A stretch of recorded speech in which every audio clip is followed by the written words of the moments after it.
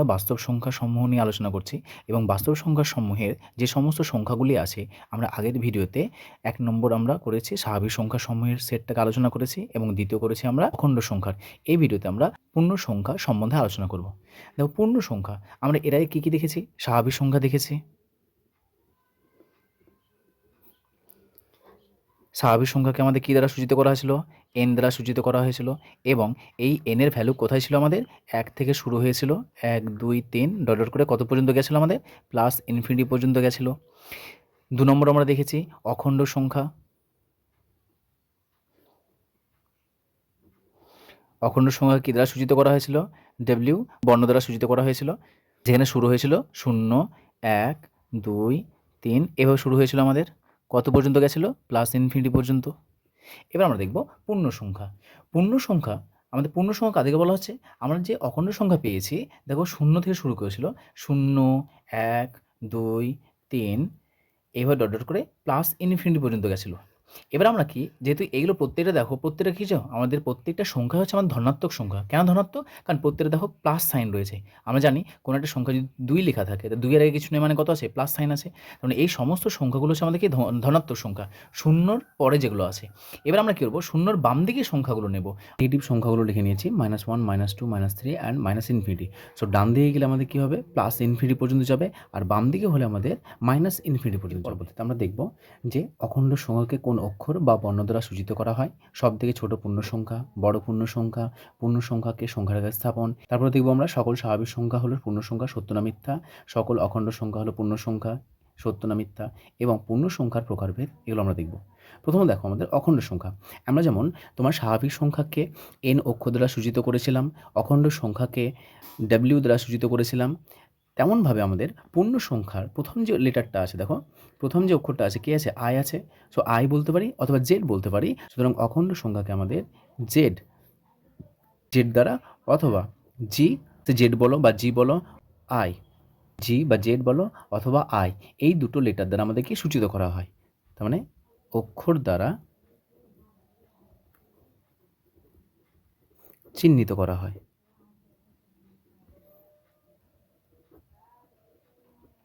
So আমরা Z নিয়ে কাজ করছি, জেড অথবা আই এই দুটোর মধ্যে থাকতে পারে। সো জি যদি আমরা কাজ করি, তার মানে এটার সমান কত হয়ে যাবে? এটা হয়ে যাবে আমাদের মাইনাস ইনফিনিটি শুরু হবে, ডট ডট করে মাইনাস নেগেটিভ নাম্বার -3 -2 -1 0, এবং পজিটিভ নাম্বারগুলো নেব ধনাত্মক সংখ্যা 1 2 3 4 ডট ডট করে আপ টু কত পর্যন্ত যাবে আমাদের? Plus infinity. সো এইগুলো হচ্ছে আমাদের কি, এই প্রত্যেকটা সংখ্যাই হচ্ছে আমাদের তোমার পূর্ণ সংখ্যা। এরপর দেখো সবথেকে ছোট পূর্ণ সংখ্যা। দেখো আমরা সবথেকে ছোট স্বাভাবিক সংখ্যা পেয়েছিলাম, শুরু হয়েছিল 1 থেকে, তার জন্য ছোট স্বাভাবিক সংখ্যা পেয়েছিলাম 1। একইভাবে অখণ্ড সংখ্যা দেখো শুরু হয়েছিল 0 থেকে, সেই জন্য আমরা সবথেকে ছোট অখণ্ড সংখ্যা 0 পেয়েছিলাম। তার মানে ছোট মানে কি, সেখান থেকে শুরু হয়েছে, তাই না? তাহলে বলো এখানে আমাদের যে পূর্ণ সংখ্যা রয়েছে, এই যে পূর্ণ সংখ্যার যে দল আছে, সেই পূর্ণ সংখ্যার দলে কি সবথেকে ছোট কোনো সংখ্যা দেখতে পাওয়া যাচ্ছে? দেখো সবথেকে ছোট কিন্তু বাম দিকে কত রয়েছে? Minus infinity. আর সবথেকে বড় ডান দিকে কত রয়েছে? Plus infinity. কিন্তু এগুলো কোনো নাম্বার নয়, এগুলো আমাদের কি জাস্ট একটা ভাবনা বা আমাদের কল্পনা বলতে পারো। মাইনাস ইনফিনিটি আমাদের কি কল্পনা, এটা কিন্তু কোনো নাম্বার নয়, কোনো সংখ্যা নয়। সুতরাং মাইনাস ইনফিনিটিকে আমরা নাম্বার বলতে পারবো না। অনুরূপভাবে প্লাস ইনফিনিটি হচ্ছে আমাদের কি কল্পনা, মানে অসীম পর্যন্ত যাচ্ছে। সে অসীমকে ম্যাথামেটিক্সের ভাষায়, অঙ্কের ভাষায় আমাদের ইনফিনিটি বলা হচ্ছে। তাহলে এখানে আমাদের দেখতে পাচ্ছি যে বাম দিকে অর্থাৎ সবথেকে ছোটো কোনো নাম্বার খুঁজে পাচ্ছি না, এবং ডান দিকেও কোনো বড় নাম্বারও খুঁজে পাচ্ছি না। সুতরাং এখানে বলতে পারবো যে সবথেকে ছোট পূর্ণ সংখ্যা কত হবে? পাওয়া যাবে না। এটা একটা। অনুরূপভাবে বড় সংখ্যার ক্ষেত্রে বলবো কি? পাওয়া যাবে না। সো আমাদের সবথেকে ছোট পূর্ণ সংখ্যাও নেই এবং বড় পূর্ণ সংখ্যাও নেই। তারপর দেখো পূর্ণ সংখ্যার সংখ্যারেখা স্থাপন। আমরা সংখ্যারেখা অঙ্কন করব, যে মাঝখানে আমাদের 0 আছে, বাম দিকে যাবে আমাদের মাইনাস ইনফিনিটি, ডান দিকে যাবে আমাদের প্লাস ইনফিনিটি। এবার ডান দিকে যে সংখ্যাগুলো সেগুলো ধনাত্মক সংখ্যা রয়েছে, 1 2 3 4, এভাবে আপ টু কত পর্যন্ত যাবে? আমাদের প্লাস ইনফিনিটি পর্যন্ত যাবে। একইভাবে শূন্যের বাম দিকে যে সংখ্যাগুলো আছে সেগুলো হচ্ছে মাইনাস বা ঋণাত্মক সংখ্যা, -1 -2 -3 -4 আপ টু কত পর্যন্ত যাবে? মাইনাস ইনফিনিটি পর্যন্ত। তাহলে এইগুলো আমরা সংখ্যারেখায় স্থাপন করলাম। এবার দেখো এখানে লেখা আছে পরবর্তী যে সকল স্বাভাবিক সংখ্যা হলো পূর্ণ সংখ্যা। তাহলে বলো তো স্বাভাবিক সংখ্যা বলতে কোনগুলোকে বোঝাচ্ছে? স্বাভাবিক সংখ্যা আমরা জানি 1 থেকে নিয়ে প্লাস ইনফিনিটি পর্যন্ত এই সংখ্যাগুলোকে স্বাভাবিক সংখ্যা বলা হয়। তাহলে বলো এই যে স্বাভাবিক সংখ্যা, এই স্বাভাবিক সংখ্যা কি আমাদের এই সেটের মধ্যে আছে? দেখতে পাচ্ছি আছে। কোথা থেকে শুরু? এই যে 1 থেকে নিয়ে একদম প্লাস ইনফিনিটি পর্যন্ত। তাহলে এই সংখ্যাগুলো আছে। তার মানে এই যে আমাদের পূর্ণ সংখ্যা, সেই পূর্ণ সংখ্যার মধ্যে আমরা 1 থেকে নিয়ে ইনফিনিটি পর্যন্ত দেখতে পাচ্ছি। সুতরাং বলতে পারবো সকল স্বাভাবিক সংখ্যা হলো কি আমাদের পূর্ণ সংখ্যা। তার মানে এটা সত্য। দ্বিতীয় কথা দেখো, সকল অখণ্ড সংখ্যা হলো পূর্ণ সংখ্যা। এটা সত্য না মিথ্যা? দেখো সকল অখণ্ড সংখ্যা, অখণ্ড সংখ্যা কোনগুলোকে বলা হচ্ছে? অখণ্ড সংখ্যা হলো আমাদের শূন্য থেকে শুরু। তাহলে বলো তো এই যে আমরা পূর্ণ সংখ্যার যে সংখ্যাটাকে স্থাপন করেছি এখানে কি শূন্য আছে? অবশ্যই শূন্য আছে, দেখতে পাচ্ছি এই যে শূন্য এখান থেকে শুরু হয়েছে। তাহলে এখান থেকে নিয়ে আপ টু একদম প্লাস ইনফিনিটি পর্যন্ত এই সমস্ত সংখ্যাগুলো কি বলা হচ্ছে? এইটা হচ্ছে আমাদের কি অখণ্ড সংখ্যা। তাহলে সকল অখণ্ড সংখ্যা হলো পূর্ণ সংখ্যা, এটাও আমাদের সত্য। এখান থেকে তোমরা আরও দুটো কোশ্চেন লিখবে, কমেন্টে তোমরা অ্যান্সার করবে যে সকল পূর্ণ সংখ্যা কি স্বাভাবিক সংখ্যা বা অখণ্ড সংখ্যা?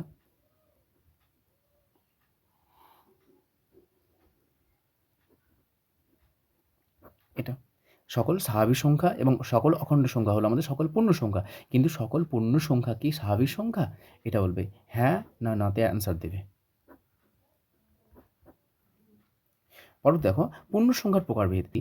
এই যে আমরা সংখ্যা রেখাতে পূর্ণ সংখ্যাগুলোকে স্থাপন করেছি, এই পূর্ণ সংখ্যাগুলোকে দেখো আমাদের কয়েকটা ভাগে ভাগ করা হয়। তার মধ্যে পূর্ণ সংখ্যার যে প্রকারভেদ সেখানে দেখো আমাদের শূন্যের ডান দিকে যে সংখ্যাগুলো আছে দেখতে পাচ্ছি প্রত্যেকটা দেখো ধনাত্মক সংখ্যা, 1 2 3 4, এক কথায় শূন্যের ডান দিকে, তার শূন্যের ডান দিকে যে সমস্ত সংখ্যাগুলো দেখতে পাচ্ছি প্রত্যেকটা সংখ্যাই হচ্ছে আমাদের কি ধনাত্মক সংখ্যা।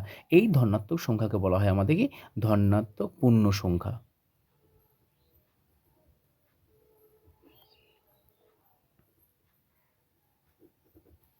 অনুরূপভাবে শূন্যের বাম দিকে যে সংখ্যাগুলো আছে -1 থেকে নিয়ে আপ টু মাইনাস ইনফিনিটি পর্যন্ত এই সংখ্যাগুলো দেখতে পাচ্ছি ঋণাত্মক সংখ্যা, যেহেতু এগুলো ঋণাত্মক পূর্ণ সংখ্যা সেই জন্য এগুলোকে বলা হয় যে ঋণাত্মক পূর্ণ সংখ্যা।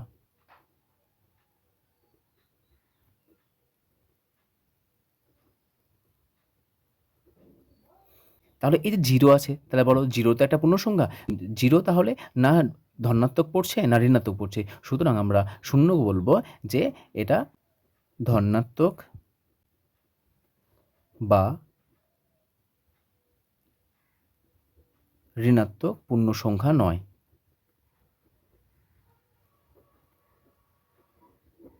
এটা একটি পূর্ণ সংখ্যা কিন্তু ধনাত্মকও নয় ঋণাত্মকও নয়, এটা আছে নিউট্রাল। তাহলে আমরা পূর্ণ সংখ্যা কাকে কাকে পেলাম? সংখ্যা রেখা স্থাপনে যেটা পেয়েছি আমরা,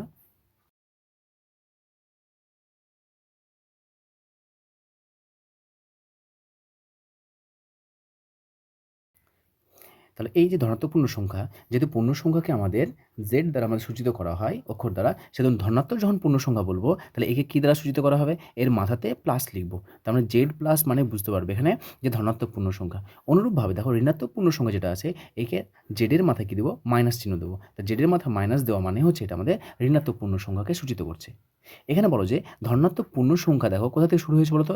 1 2 3 এখান থেকে শুরু হয়েছে, মানে 1 থেকে শুরু হয়ে আপ টু প্লাস ইনফিনিটি পর্যন্ত গেছে। তাহলে এই যে ধনাত্মক পূর্ণ সংখ্যা, আচ্ছা 1 থেকে নিয়ে ইনফিনিটি পর্যন্ত এই সংখ্যাগুলোকে আবার কি বলা হয়? এগুলো স্বাভাবিক সংখ্যা না? তাহলে ধনাত্মক পূর্ণ সংখ্যাকে আবার কি বলা হচ্ছে? স্বাভাবিক সংখ্যা। কেন স্বাভাবিক সংখ্যা কেন? কারণ দেখো স্বাভাবিক সংখ্যা আমাদের কোথা থেকে শুরু হয়? 1 2 3 আপ টু প্লাস ইনফিনিটি পর্যন্ত। আবার দেখো জেড প্লাসে আমরা মানগুলো কী পেলাম? জেড প্লাসের মানগুলোও পেলাম দেখো 1 2 3 ডট ডট করে আপ টু কত? প্লাস ইনফিনিটি পর্যন্ত।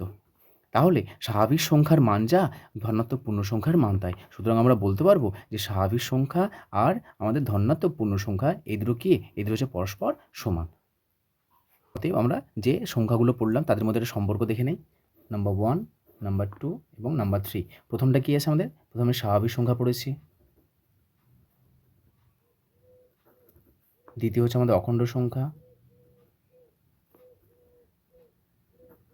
তৃতীয় পড়লাম আমরা পূর্ণ সংখ্যা। স্বাভাবিক সংখ্যা n দ্বারা সূচিত করা হয়, অখণ্ড সংখ্যাকে ডব্লিউ দ্বারা সূচিত করা হয় এবং পূর্ণ সংখ্যাকে জেড দ্বারা সূচিত করা হয়। তাহলে দেখো আমরা সার্কেলের মধ্যে যদি আমরা স্বাভাবিক সংখ্যাগুলোকে লিখি 1 2 3 4 ডট ডট করে যাচ্ছে। তারপরে আমরা যদি ত্রিভুজের মধ্যে অখণ্ড সংখ্যাগুলোকে লিখি, অখণ্ড সংখ্যা মানে কি, দেখো এই ত্রিভুজটা মানে কি, ত্রিভুজের ভেতরে আমাদের কিন্তু এই বৃত্তটা ঢুকে আছে, তার মানে এই ত্রিভুজের ভিতরে এই স্বাভাবিক সংখ্যাগুলো আছে, তার সঙ্গে বাইরে জাস্ট একটা দিলাম 0, তাহলে 0 আর এই যে আমাদের বৃত্তের মধ্যে আছে সমস্ত সংখ্যাগুলো কোথায় আছে, এই ত্রিভুজের মধ্যে আছে। তাহলে এই ত্রিভুজটা হচ্ছে আমাদের কি, ত্রিভুজটা হচ্ছে আমাদের অখণ্ড সংখ্যা। তাহলে আমাদের এই বৃত্তটা হচ্ছে আমাদের স্বাভাবিক সংখ্যা n, এই ত্রিভুজটা হচ্ছে আমাদের কি w পূর্ণ সংখ্যা। এবার আমি এটাকে একটা আয়তক্ষেত্রের মধ্যে ভরে দিচ্ছি।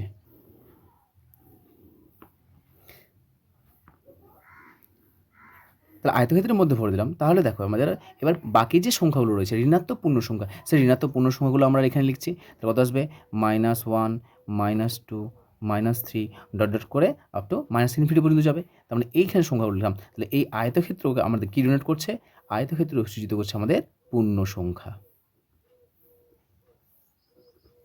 বা জেড। তাহলে দেখো, তাহলে পূর্ণ সংখ্যার মধ্যে কে কে ঢুকে আছে, পূর্ণ সংখ্যার মধ্যে দেখো আমাদের অখণ্ড সংখ্যা ঢুকে আছে, পূর্ণ সংখ্যার মধ্যে দেখো স্বাভাবিক সংখ্যা ঢুকে আছে। সুতরাং আমরা এন পেয়েছি, ডব্লিউ পেয়েছি এবং জেড পেয়েছি। এই তিনটের মধ্যে সবথেকে বড় বা যার পরিবারের মধ্যে সবথেকে বেশি সংখ্যক সংখ্যা রয়েছে সেটা কোনটা বলো তো, পূর্ণ সংখ্যা। তার মানে এই তিনটে সংখ্যার মধ্যে সবথেকে বড় হচ্ছে আমাদের কি, পূর্ণ সংখ্যা। তার মানে এনও আমাদের পূর্ণ সংখ্যার মধ্যে ঢুকে আছে, ডব্লিউ আমাদের পূর্ণ সংখ্যার মধ্যে ঢুকে আছে। এর পরবর্তী আমরা দেখব মূলদ সংখ্যা।